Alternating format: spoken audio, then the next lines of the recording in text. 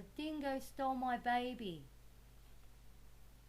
This is the story about an Australian woman in the 1980 that lost her baby by a dingo and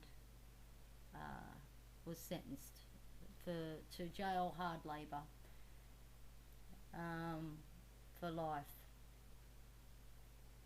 The baby was 9 weeks old, and they went on a little holiday, and this is an exact example of what the media are like. They turned loving parents into monsters overnight. The rumours, the insinuations, the innuendos were rife. You know, there was just so much about this case.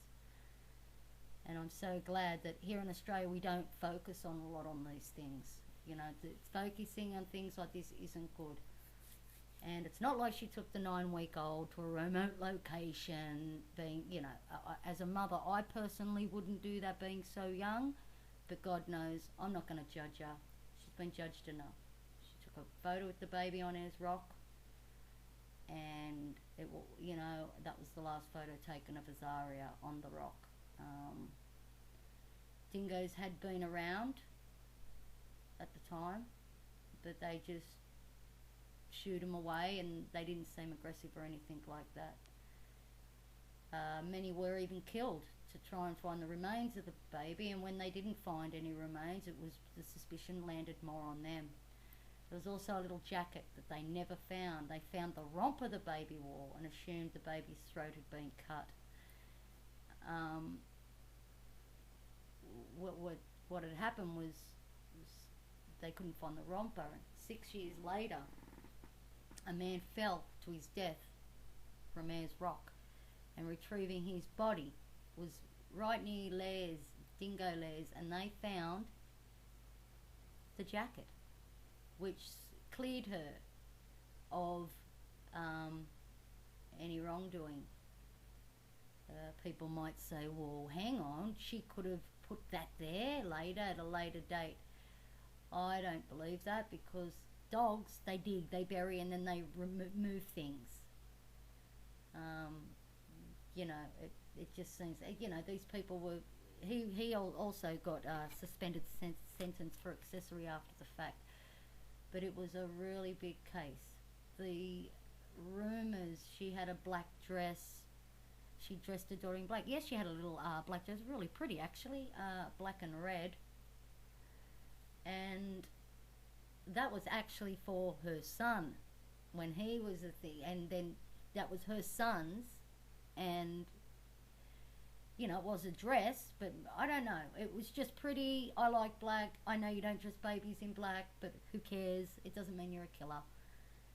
And Azaria, the rumours, Azaria meant sacrifice, you know, sacrifice on a rock. No, it doesn't. Holocaust means sacrifice on an altar, but not Azaria.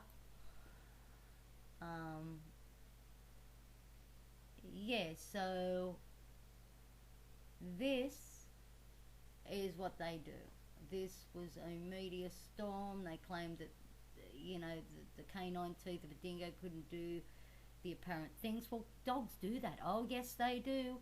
You notice with pit bulls, what do? Straight for the throat. They're not going to put the baby, or a tiger, they go straight for the front. They pierce it. Once that's pierced, the jugular, it's over. The baby, hopefully, when I think about it, probably didn't even feel anything, because, what, you know, yeah, anyway, yeah, they instant.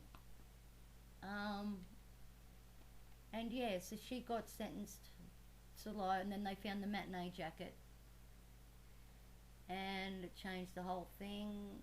They had an inquest and all that.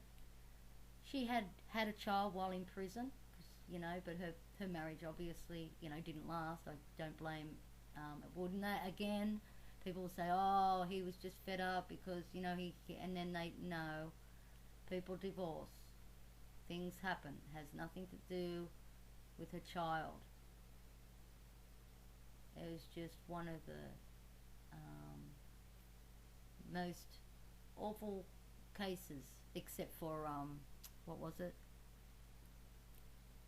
Anita Cobby. I should do one on Anita Cobby. Yeah, here in Australia we don't focus that much on things like this because, well, look what happens to America. Don't people think that movies and violence doesn't affect people? They're not too bright, because it does, and psychiatrists know this.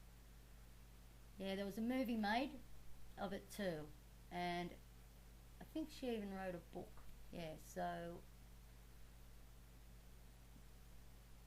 yeah, that's it. Make sure to subscribe, comment. If you want the full story, there will be a link down below in the description section.